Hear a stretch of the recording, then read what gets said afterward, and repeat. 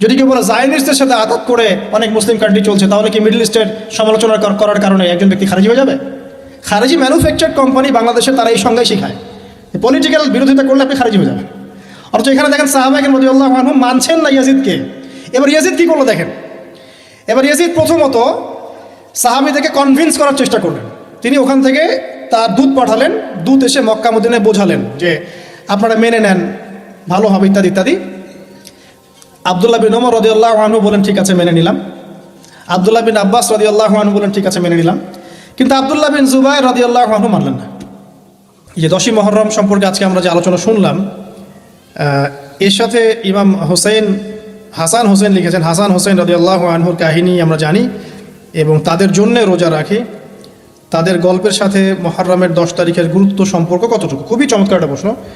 আপনার যে প্রশ্ন যে হুসাইন রাদিয়াল্লাহু আনহুর শাহাদাতের সাথে এটার কি সম্পর্ক, এটা আমি একটু আপনাকে ব্যাখ্যা করছি। 10ই মুহররমে আল্লাহ রাব্বুল আলামিন ফিরআউনের কবল থেকে মূসা আলাইহিস সালাম এবং বনু ইসরাইলকে মুক্তি দিয়েছেন।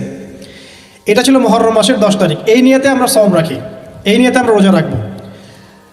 আর কাকতালীয়ভাবে এই দিনেই 10ই মুহররমে ইমাম হুসাইন রাদিয়াল্লাহু আনহুর শাহাদাত ঘটে গেছে। এটা প্রায় 60 কি 62 হিজরি দিকে ঘটনা।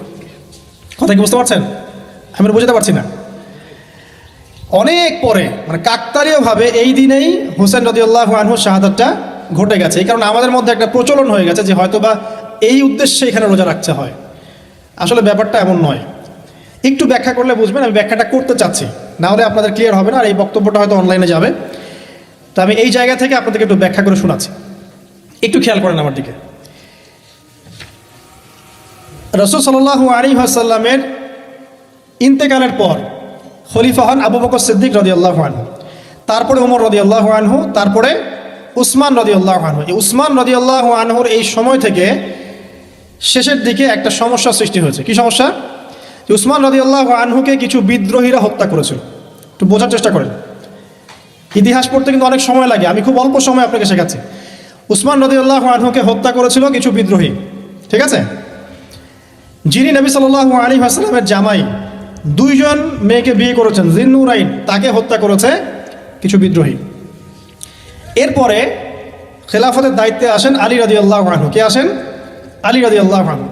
আলী রাদিয়াল্লাহু আনহু দায়িত্ব নেন এই মক্কা মদিনা এই জায়গাটুকুর উপরে। তার হাতে সাহাবায়ে কেরাম বায়াত করেন।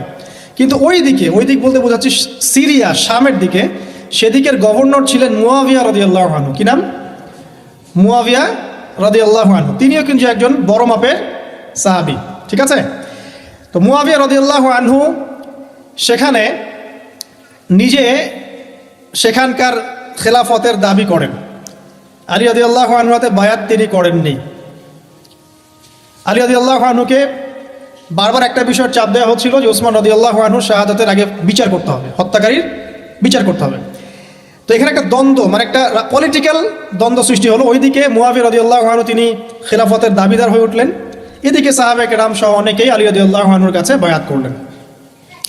তো এর ফলশ্রুতিতে দেখা যায় আলী রাদিয়াল্লাহু আনহু তার রাজধানীটাকে কুফায় নিয়ে যান, ইরাকের কুফায়।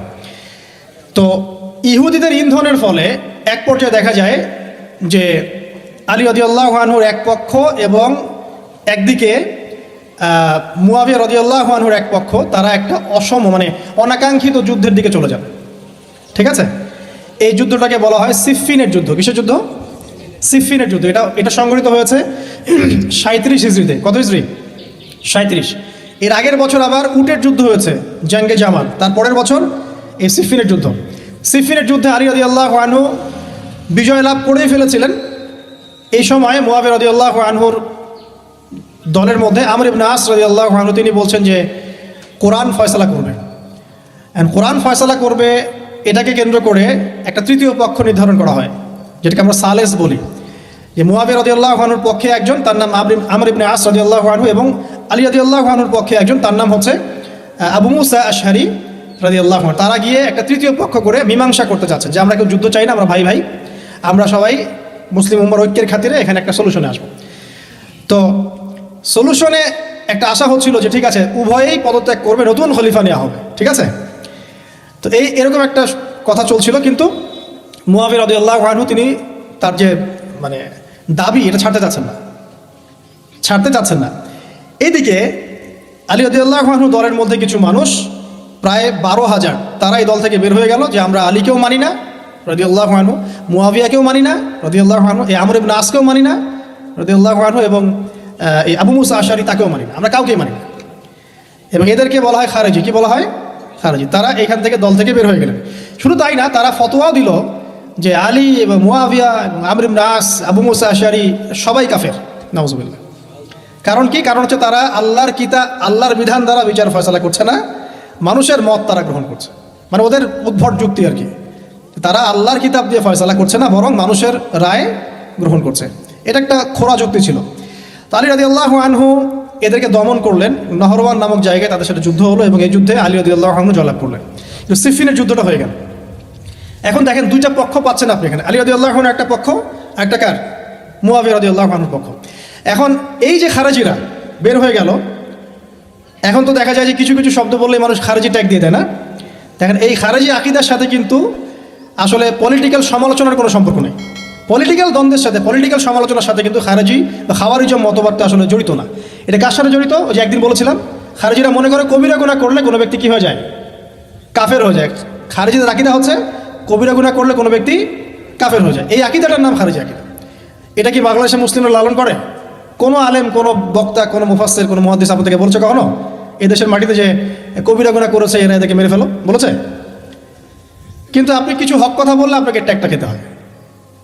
তা আসলে এই যারা এই ধরনের মানে ওই যে বলছে একদিন খারেজি ম্যানুফ্যাকচার কোম্পানির সাথে সদস্য, এরা ভাঙাচোরা ইস্যু পেলেই কাউকে খারেজি ট্যাগ দিয়ে দেয়। আসলে মূল বিষয় এরা নিজেরাই খারিজ হয়ে যাচ্ছে দিন দিন, অন্যকে খারিজ করতে করতে নিজেরাই খারিজ হয়ে যাচ্ছে। এখানে দেখেন মুয়াবিয়া রাদিয়াল্লাহু আনহু এক পক্ষে, আলী রাদিয়াল্লাহু আনহু আরেক পক্ষে। ব্যাটেল, যুদ্ধ হয়ে গেল, সিফিনের যুদ্ধ হয়ে গেল। 3 দিন যুদ্ধ হয়েছে। ওই যুদ্ধে কি মানুষ মারা যায় নাই? মারা যায় নাই? মারা গেছে। তো আলী রাদিয়াল্লাহু আনহু তো বলেননি যে ওরা খারাজি। কারা খারাজি তাহলে? যারা এই যে 12,000 সৈন্যের মধ্য থেকে বের হয়ে গেল এবং সবাইকে কাফের ফতোয়া দিল যে আলীও কাফের, মুয়াবিয়া কাফের, আমর ইবনে আসও কাফের, নাউজুবিল্লাহ, আর এই যে আবু মুসা আশআরী তারাও কাফের। একটু বোঝেন। এরপর তারা যখন বের হয়ে গেল, আলী রাদিয়াল্লাহু আনহু তাদেরকে হত্যা করলেন, তাদের সাথে যুদ্ধ করলেন। কিন্তু এদের কিছু কিছু মানুষ বেঁচে ছিল। এরা একটা প্ল্যান করলো। কি প্ল্যান করলো? যে আমরা চোরাগুপ্তা হামলা চালিয়ে এই 4 জনের সবাইকে হত্যা করে ফেলবো। কথা বুঝতে পারছেন? 4 জন একই দিনে প্ল্যান করলো। রমজান মাসের 17 তারিখ। কত তারিখ? রমজান মাসের 17 তারিখ। ওইটা সম্ভবত 40 হিজরি। কত হিজরি? সিফিনের যুদ্ধ হচ্ছে 37 হিজরিতে, এটা হচ্ছে কত হিজরি? 40, 3 বছর পর এরা প্ল্যান করলো। এখনকার ওই যে পশ্চিমা গোলকধাঁধায় পড়া কিছু মানুষ যারা কিছু জঙ্গি সংগঠনের নাম লেখা প্ল্যান করে যে হঠাৎ সুইসাইড বোম মারবো, আচ্ছা না? এরকম একটা প্ল্যান করলো যে আমরা প্ল্যান করলাম এই 4 জনকে আমরা একদিনে উড়িয়ে দেবো, মারি দেবো। এবং সেই প্ল্যান মোতাবেক তারা কাজ করলো। কাজ করে ঘাপটি মেরে বসে থাকলো। আলী রাদিয়াল্লাহু আনহু ফজরের নামাজে যাচ্ছেন, আব্দুর রহমান বিন মুলজিম নামে এক ব্যক্তি আলী রাদিয়াল্লাহু আনহুকে পুরো তরোয়াল দিয়ে আঘাত করে হত্যা করে ফেলল। ইন্না লিল্লাহি ওয়া ইন্না ইলাইহি রাজিউন। কাকে হত্যা করলো? নবী সাল্লাল্লাহু আলাইহি ওয়াসাল্লামের মেয়ের জামাইকে। চিন্তা করতে পারেন? যিনি প্রতিটা যুদ্ধে নবী সাল্লাল্লাহু আলাইহি ওয়াসাল্লামের সাথে ছিলেন, তাকে বললো যে সে কাফের হয়ে গেছে।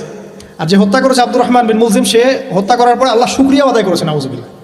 সে বলেছিল যে আমি আল্লাহ শুকরিয়া আদায় করছি যে আল্লাহ আমার হাতে একজন পথভ্রষ্ট মানুষকে মারলেন, নাউজুবিল্লাহ। চিন্তা করতে পারেন? ওইদিকে মুয়াবিয়া রাদিয়াল্লাহু আনহুকে মারার প্ল্যান করা হয়েছে সিরিয়ায়। উনাকে আঘাত করা হয়েছে, কিন্তু আঘাতটা তার মানে শরীরের সেই জায়গায় লাগে নাই যেখানে লাগলে তিনি মারা যেতে পারতেন। তিনি আহত হয়েছেন, পরবর্তীতে চিকিৎসা করে সুস্থ হয়ে গেছেন। আর এদিকে আমর ইবনে আস এবং আব্দুর রহমান আবু মুসা আশআরী তাদের উপরে হামলা হয়েছে। আমর ইবনে আসের জায়গায় আরেকজন সাহাবী গিয়েছেন নামাজ পড়তে, তিনি ডেড। মানে তাদের উদ্দেশ্য সফল হয়েছে এই জায়গায় যে আলী রাদিয়াল্লাহু আনহুকে হত্যা করা হয়েছে। তো এখন আলী রাদিয়াল্লাহু আনহু যখন নিহত হয়ে গেলেন, তাহলে কে থাকলো এখন? মুয়াবিয়া রাদিয়াল্লাহু আনহু। আচ্ছা, আলী রাদিয়াল্লাহু আনহু চলে যাওয়ার পরে তার সন্তান হাসান রাদিয়াল্লাহু আনহু, কি নাম? হাসান রাদিয়াল্লাহু আনহুর হাতে সাহাবায়ে কেরামের অনেকেই বায়াত করলেন, মানে তাকে খেলাফতের দায়িত্ব দিলেন। তো এবার তিনিও কুফায়, রাজধানী, এখানে তিনি আছেন এবং কুফাবাসী তাকে মানে প্রলুব্ধ করছে কিছু কিছু মানুষ যে আপনার উচিত মুয়াবিয়া রাদিয়াল্লাহু আনহুর সাথে যুদ্ধ করা, ঠিক আছে? কিন্তু হাসান রাদিয়াল্লাহু আনহু সেই কাজটা করলেন না। তিনি বলেন না, আমি মুসলিমদের মধ্যে দ্বন্দ্ব চাই না। বরং আল্লাহর নবী একটা ভবিষ্যৎবাণী করেছিলেন সাল্লাল্লাহু আলাইহি ওয়াসাল্লাম যে আমার এই নাতি হাসান মুসলিমদের বড় ফিতনার সমাধান করে দিবে। সুবহানাল্লাহ, কথা বুঝতে পারছেন? তো হাসান রাদিয়াল্লাহু আনহু তখন কি করলেন? নিজে তার যে এই যে দায়িত্ব, খেলাফতের দায়িত্ব, তিনি মুয়াবিয়া রাদিয়াল্লাহু আনহুর হাতে ছেড়ে দিলেন। সুবহানাল্লাহ, তিনি নিজে পদত্যাগ করলেন। ঠিক আছে, আমার ক্ষমতার দরকার নাই, মুসলিমরা আপোষে মারামারি কাটাকাটি থেকে রক্ষা পাক। কিছু শর্ত ছিল ওই চুক্তির মধ্যে, যে মুয়াবিয়া রাদিয়াল্লাহু আনহু যে কাজই করবেন সুরাভিত্তিক করতে হবে, হ্যাঁ, আহলে বাইতদেরকে সম্মান করতে হবে, ভাতা নির্ধারণ করতে হবে, এরকম কিছু শর্ত ছিল। ঠিক আছে, তো মুয়াবিয়া রাদিয়াল্লাহু আনহু মেনে নিলেন। এবার কিন্তু সারা মুসলিম জাহারের কে খলিফা হলেন? কি নাম বলেন? মুয়াবিয়া রাদিয়াল্লাহু আনহু। এবং এরপর তিনি একাধারে 20 বছর খেলাফতের দায়িত্ব পালন করেছেন। কত বছর? 20 বছর। 40 হিজরিতে এই যে আলী রাদিয়াল্লাহু আনহু মারা যান, আর 20 বছর খেলাফতের দায়িত্ব পালন করেন কে? মুয়াবিয়া রাদিয়াল্লাহু আনহু। এবং এই সময় মুসলিমরা অনেক উন্নতি করেছে। এই সময় 1700টার মতো নৌ জাহাজ ছিল মুসলিমদের। সাইপ্রাস দ্বীপ থেকে শুরু করে, পর্তুগাল থেকে শুরু করে চায়না, এদিকে আফ্রিকা থেকে শুরু করে পুরো যে ভারতবর্ষ সবই মুসলিমদের। চিন্তা করতে পারেন, পুরো বিশাল অর্ধবিশ্বের চেয়ে বড় জায়গায় শুধুমাত্র মুসলিমদের, এবং তিনি ওটাকে শাসন করছেন। কে শাসন করছেন? মুয়াবিয়া রাদিয়াল্লাহু আনহু। ঠিক আছে, এবার টার্নিং পয়েন্ট। এবার মুয়াবিয়া রাদিয়াল্লাহু আনহু ইন্তেকাল করলেন 60 হিজরিতে। ঠিক আছে, আর এদিকে হাসান রাদিয়াল্লাহু আনহু ইন্তেকাল করেছিলেন 49 হিজরিতে। ইন্তেকালের সময় তিনি তার পরবর্তী দায়িত্বশীল নির্ধারণ করে গেলেন বা নিয়োগ করে গেলেন তার পুত্র ইয়েজিদকে। কাকে? ইয়েজিদকে। এই জায়গাটাতে সাহাবায়ে কেরাম রাদিয়াল্লাহু আনহুমের অনেকেই মানেন নাই, কারণ তখন তার চেয়েও যোগ্য মানুষ সমাজে ছিল। ঠিক আছে, তখন আব্দুল্লাহ বিন ওমর বেঁচে আছেন, আব্দুল্লাহ বিন আব্বাস বেঁচে আছেন, আব্দুল্লাহ বিন জুবায়ের রাদিয়াল্লাহু আনহু, বড় বড় জলিল কাদির সাহাবী, তারা কি তখন বেঁচে আছেন। কিন্তু কি করলেন মুয়াবিয়া রাদিয়াল্লাহু আনহু, আল্লাহ তাকে জান্নাতবাসী করুন, তিনি তার ছেলে ইয়েজিদকে শাসন ক্ষমতা দিয়ে গেলেন। এই যে শুরু হলো বাবার পরে ছেলে, বুঝতে পারছেন, রাজতন্ত্র শুরু হলো। এবার সাহাবায়ে কেরামদের মধ্যে অনেকেই এটা মানতে চাচ্ছেন না। যারা মানতে চাচ্ছেন না তাদের মধ্যে আছেন আব্দুল্লাহ বিন ওমর রাদিয়াল্লাহু আনহুর ছেলে, আছেন আব্দুল্লাহ বিন আব্বাস রাইসুল মুফাসসিরিন, আছেন আব্দুল্লাহ বিন জুবায়ের বিন আওয়াম রাদিয়াল্লাহু আনহুর ছেলে, এরকম বড় বড় সাহাবী, এবং তারা মক্কা মদিনায়। তো আচ্ছা, এখন এই সাহাবীদেরকে কি আমরা খারিজি বলবো? তারা যে পলিটিক্যালি তাকে সমর্থন করছেন না? পলিটিক্যালি কোনো গভর্নমেন্টের সমর্থন না করলেই খারিজি হয়ে যায়? যদি কেউ বলে আরব বিশ্বের সব যত নেতা আছে এদের মধ্যে অনেকেই ইসরায়েলের সাথে আতাত করেছে, সে কি খারিজি হয়ে যাবে? এই সমালোচনার সাথে খাওয়ারিজমের কোনো সম্পর্ক আছে? যদি কেউ বলে যে পশ্চিমাদের অস্ত্রশস্ত্র নিয়ে মুসলিমরা ইয়েমেনে হামলা করছে, এটা বললে সে খারিজি হয়ে যাবে? যদি কেউ বলে যে মধ্যপ্রাচ্যের কান্ট্রির কিছু নেতা তারা পশ্চিমাদের সাথে চুক্তি করেছে পেট্রো ডলার মনিটরিং সিস্টেম, সে কি খারিজি হয়ে যাবে? যদি কেউ বলে জায়নিস্টদের সাথে আঘাত করে অনেক মুসলিম কান্ট্রি চলছে, তাহলে কি মিডল ইস্টের সমালোচনা করার কারণে একজন ব্যক্তি খারিজি হয়ে যাবে? খারিজি ম্যানুফ্যাকচার্ড কোম্পানি বাংলাদেশে তারা এই সংজ্ঞায় শিখায়, পলিটিক্যাল বিরোধিতা করলে আপনি খারিজি হয়ে যাবেন। অথচ এখানে দেখেন সাহাবায়ে কেরাম রাদিয়াল্লাহু আনহুম মানছেন না ইয়াজিদকে। এবার ইয়াজিদ কি করলো দেখেন। এবার ইয়াজিদ প্রথমত সাহাবীদেরকে কনভিন্স করার চেষ্টা করলেন। তিনি ওখান থেকে তার দূত পাঠালেন, দূত এসে মক্কা মদিনায় বোঝালেন যে আপনারা মেনে নেন, ভালো হবে, ইত্যাদি ইত্যাদি। আব্দুল্লাহ বিন ওমর রাদিয়াল্লাহু আনহু বলেন ঠিক আছে মেনে নিলাম, আব্দুল্লাহ বিন আব্বাস রাদিয়াল্লাহু আনহু বলেন ঠিক আছে মেনে নিলাম। কিন্তু আব্দুল্লাহ বিন জুবায়ের রাদিয়াল্লাহু আনহু মানলেন না। তিনি মানছেন না, আমি কিছুতেই মানি না, তার সে খেলাফতের যোগ্য নয়, এর চেয়ে অনেক বড় বড় যোগ্য মানুষ আছে, আমি মানছি না। বরং তিনি এখান থেকে সরে আসলেন। এবার ইমাম হুসাইন রাদিয়াল্লাহু আনহু, যার কথা প্রশ্ন করেছেন, লম্বা উত্তর দিচ্ছি। ইমাম হুসাইন রাদিয়াল্লাহু আনহুর হাতে অনেকে বায়াত করতে চাইল যে আপনি যোগ্য খেলাফতের, ইয়াজিদ যোগ্য না, কে যোগ্য? আপনি যোগ্য। এবং তার হাতে কুফাবাসী বায়াত করতে চাচ্ছে, তাকে ডাকছে আপনি মক্কা থেকে চলে আসেন কুফায়। কুফা কোথায়? ইরাকে। আপনি মক্কা থেকে কুফায় চলে আসেন, আমরা আপনার হাতে বায়াত করব। এবার হুসাইন রাদিয়াল্লাহু আনহু সপরিবারে, তার পরিবার আহলে বাইত সবাই নবীর পরিবারের সদস্য, চিন্তা করেন, নবীর পরিবারের প্রায় 80 জন সদস্য, কতজন? তারা এই যে বের হলেন, যাচ্ছেন কোথায়? কুফায়। এবার ওই ইয়াজিদের নিয়োজিত যে গভর্নর ছিল ইরাকের কুফায়, তার নাম আব্দুল্লাহ বিন জিয়াদ। কি নাম? আব্দুল্লাহ বিন জিয়াদ। আব্দুল্লাহ বিন জিয়াদ সে একটা সেনাবাহিনী পাঠালো। সেনাবাহিনীতে সদস্য ছিল 4000। কতজন? 4000। এই 4000 সেনাবাহিনী নিয়ে আব্দুল্লাহ বিন জিয়াদের যে কমান্ডার, তার নাম সম্ভবত আমর বিন, প্রথমে আমের বা ওমর আছে, ওমর বিন সাদ এরকম কিছু একটা, সে আহলে বাইতদেরকে ঘিরে ফেললো। কাকে ঘিরে ফেললো? ইমাম হুসাইন রাদিয়াল্লাহু আনহু, তার ছোট ছোট বাচ্চা কাচ্চা, তার স্ত্রী সন্তান এবং আহলে বাইতের সদস্য যারা। আহলে বাইত মানে বোঝেন তো, নবীর পরিবারের সদস্য। এবার হুসাইন রাদিয়াল্লাহু আনহু যুদ্ধ চাচ্ছেন না, তিনি বলছেন যে আমাকে 3টার যে কোনো একটা পথ বেছে নিতে দাও, আমি তোমাদের সাথে যুদ্ধ করতে চাই না।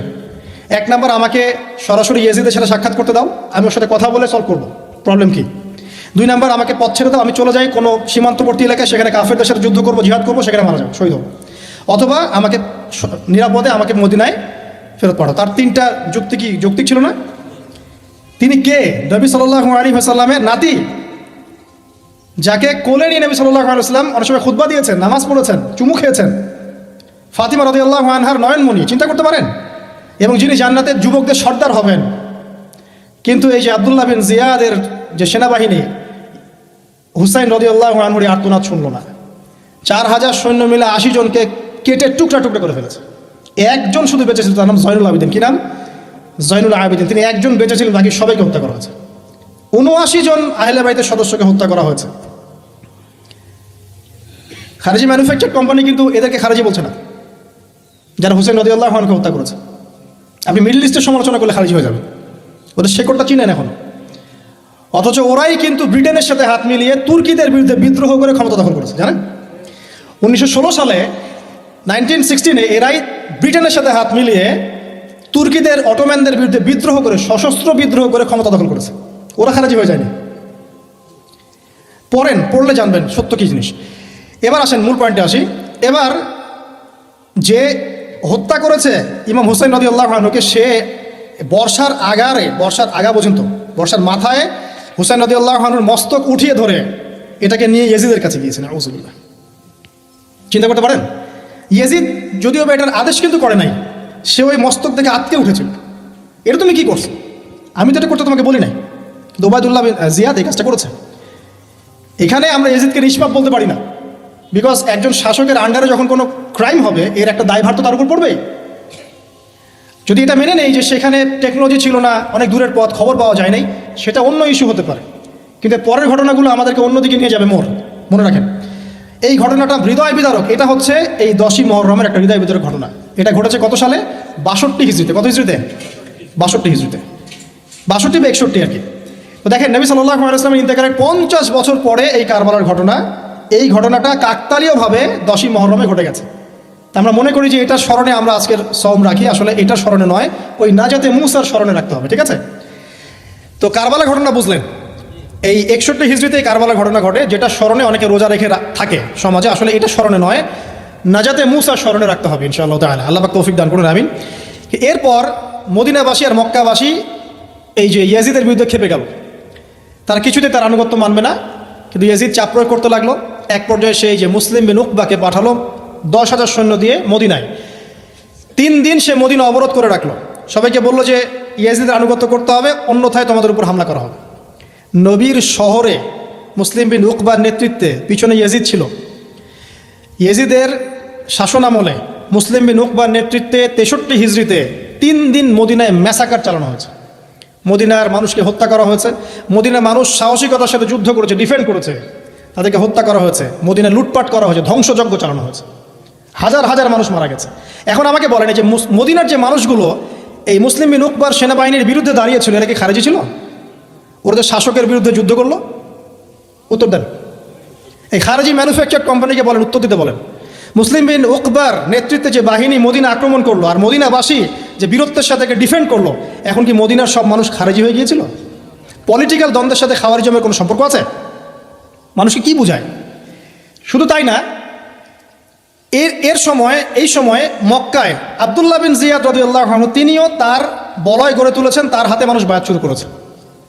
আর ইয়াজিদকে মানুষ মানছে না, বলছে আব্দুল্লাহ বিন জুবাইর, তার হাতে আমরা খেলাফতের বায়াত করব। বহু মানুষ আব্দুল্লাহ বিন জুবাইর রাদিয়াল্লাহু আনহুর হাতে বায়াত করা শুরু করলেন। এবং ইয়াজিদ এবার মদিনায় ধ্বংসযজ্ঞ চালানোর পর ঠিক ওই বছরেই, সেম বছরেই আরেকজন ব্যক্তি আছেন হুসাইন বিন নুমায়ের, তাকে কিছু সেনাবাহিনী দিয়ে পাঠালেন মক্কা আক্রমণ করতে।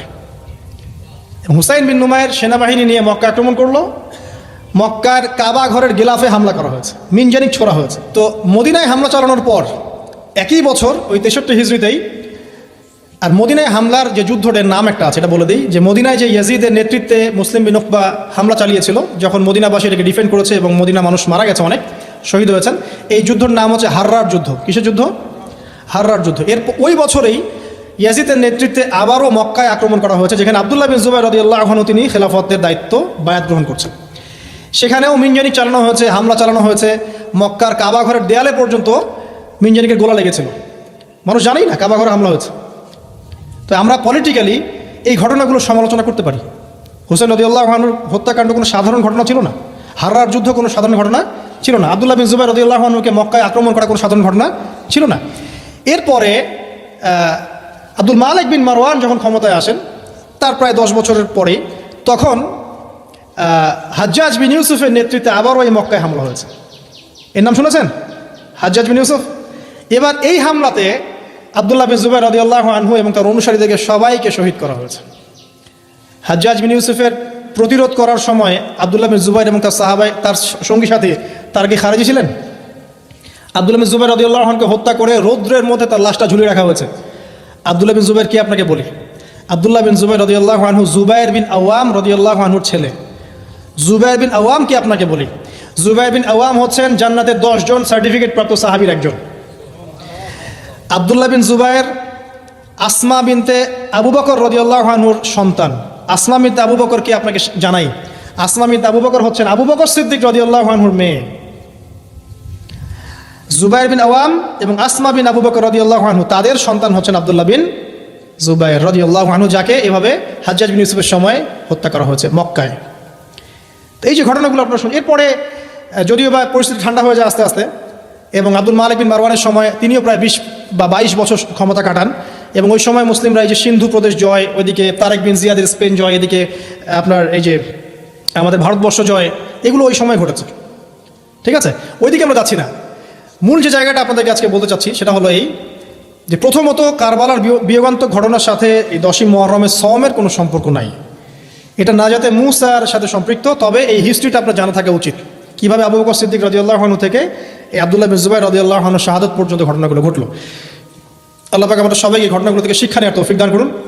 মূল বিষয়টা হচ্ছে, এখানে পলিটিক্যাল বিরোধিতা একটা জিনিস, খারেজি আকীদা টোটালি ডিফারেন্ট জিনিস। আর অনেক পলিটিক্যাল দ্বন্দ্ব পেরিয়ে মুসলিম ইতিহাস, ইসলামের ইতিহাস আজকে এই পর্যন্ত পৌঁছেছে। এই দ্বন্দ্বগুলোর কারণে আমরা কখনো এক পক্ষ আরেক পক্ষকে কাফের, ফাসেক, জালেম, মুরতাদ বা খারেজি এইসব ট্যাগ লাগাতে পারি না। এগুলো দুঃখজনক। আল্লাহ পাক এভাবেই আমাদেরকে পরীক্ষা করেছেন, এই ঘটনাগুলো ঘটে গেছে। আল্লাহ পাক আমাদের সবাইকে ইতিহাস থেকে শিক্ষা নেওয়ার তৌফিক দান করুন।